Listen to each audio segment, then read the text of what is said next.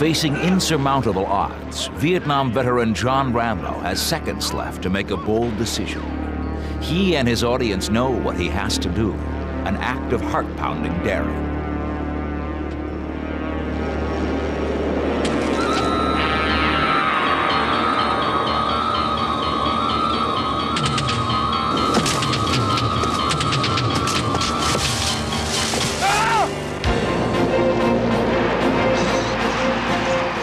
The history of movies is overflowing with moments of amazing action scenes. Moments where stunt performers, whether to elicit a gasp or a laugh, have often risked life and limb to thrill us.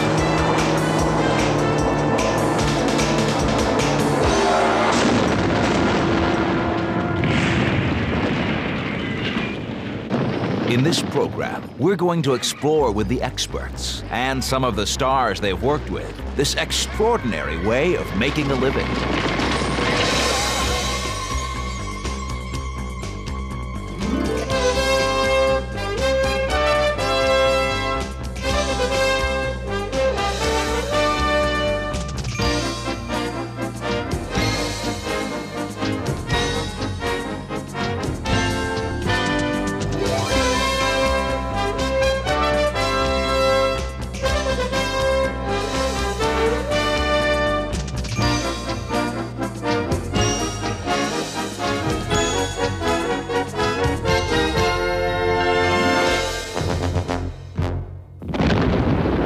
We're meant to believe what we're seeing.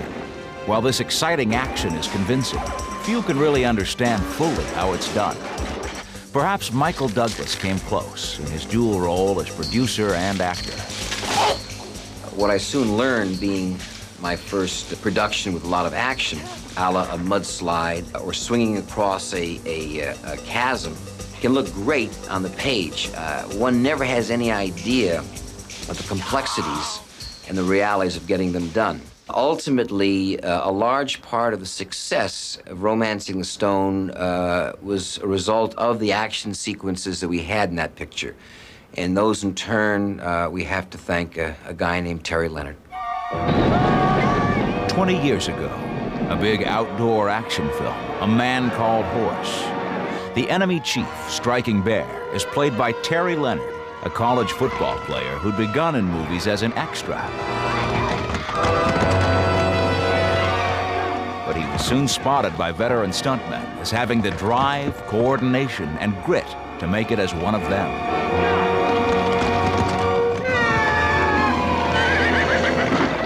A superior horseman, Terry is also a modern stuntman who can't afford to specialize.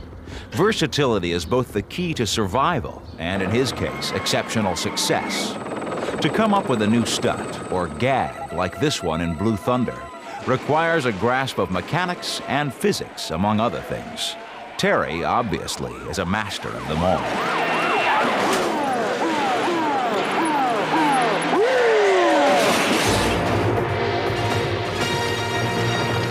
In The Wind and the Lion, starring Sean Connery and Candice Bergen, Terry would coordinate all the stunts, as well as performing the toughest ones himself. And I have to say that not one horse got hurt on that picture.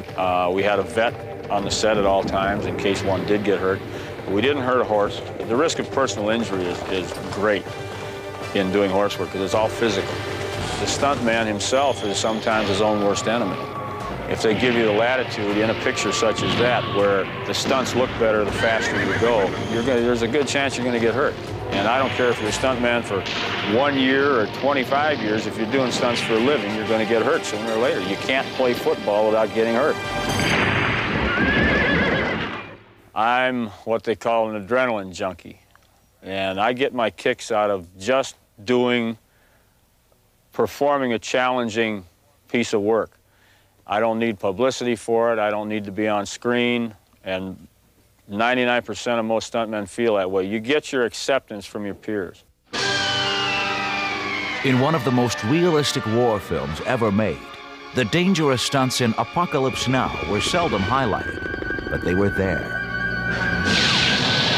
And it was a hell of an experience. It was a classic. I'll never work on another film with that magnitude again, I don't think, as long as I'm in the business. It was kind of like working on Gone with the Wind. We had 9 cameras going a lot of times. We had a lot of multiple camera setups. Amazingly, on Apocalypse, nobody got hurt. I want my men out. 10, 12, 15 times a year when you're a working stuntman probably is the only amount of time that you're really, what I call staring the Grim Reaper in the face, where you're doing something that's really essentially dangerous from the onset. In the 1981 Legend of the Lone Ranger, Terry tries to duplicate a stunt done only once before, in 1938, by his mentor, Yakima Canute. Perfect timing and terrific strength are required, both of which Terry possesses, but something can always go wrong, and did. The rear wheels of the coach ran over both my legs and damaged my left knee pretty bad, put a big dent in my calf on the right leg, and fortunately I came out legs first, not head first. Romancing the Stone, Terry as second unit director, and also Michael's double for the imminent stunt. I couldn't believe the size of this thing, and the water was pouring down. And Terry was sort of whimsical looking at that because he'd done a lot of Westerns. He was the one that turned us on to this waterfall. And Durango was an area where they did a lot of Westerns, and he said, you know, I always wanted to take a horse off that fall. I just looked at this man like, sure I can understand that, Terry. And so I think it was out of the challenge of never having had a chance to take a horse off that fall, which I think was about 90. It's about 90 feet. So we had questions, but again, you always are in the hands of the experts. But there could only be one take, and no one's perfect. And I don't even like to use the word death, but I've had some pretty close calls, and this was absolutely the closest. I was gone. Go!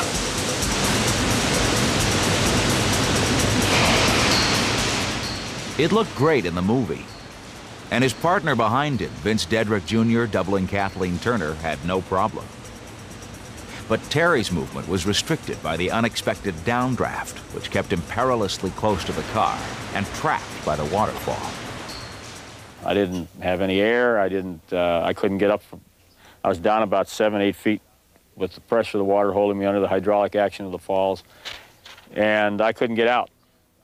So the good Lord's the only person that knows why he chose to get me that last gulp of air, and that's what saved me. But it was a pretty close call. A good stuntman really knows how to make a stunt pay off. And they really, and Terry Leonard was a guy, and is renowned as a guy who can really create great stunts, I mean, memorable stunts. In 1958, Terry's mentor Yakima Canute would supervise the main action in Ben-Hur, a remake of the silent epic in which more than 100 horses and a number of men died while shooting the colossal chariot race. He had no intention of letting history repeat itself. 6 months preparation and 3 months filming were scheduled for the sequence, the capstone of Yakima's career. He'd been a premier stuntman for decades, earning his reputation by engineering and safely completing impossible pieces of action, such as this classic in Stagecoach, which even the brilliant Terry Leonard couldn't repeat. Now, 30 years later, as a second unit director, he'd not only have to stage each complex stunt, but determine exactly how much he could allow the two stars to do in the highly dangerous race. It's always a lot less than some actors like to pretend. No actor can adequately do real stunt work, and is seldom allowed to try even. But the guys that know how to do it, that teach you, learn the limits of your capacity, and you learn to trust them. However, just before actual filming was to begin, Heston had second thoughts. Then it crossed my mind one day when we were resting the horses, and I said, Jack, you know, I've just gotten to the point where I can drive these suckers. But I said, it's just the one team. I said, we start shooting this next week, and there are going to be 8 other teams out there. How about that? I'm not certain I can cut that. And he said, Chuck, you just stay in the chariot. I guarantee you're going to win the damn race. But that was probably the most successful physical presentation I've ever learned. It was one of the most exciting periods of my life.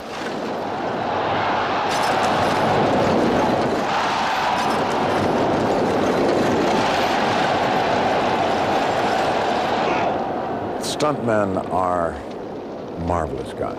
They have an easy kind of confidence. They don't have to prove anything because they can do it. If everybody in movies could do what he does as well as the stuntmen do what they do, we would have films you couldn't believe.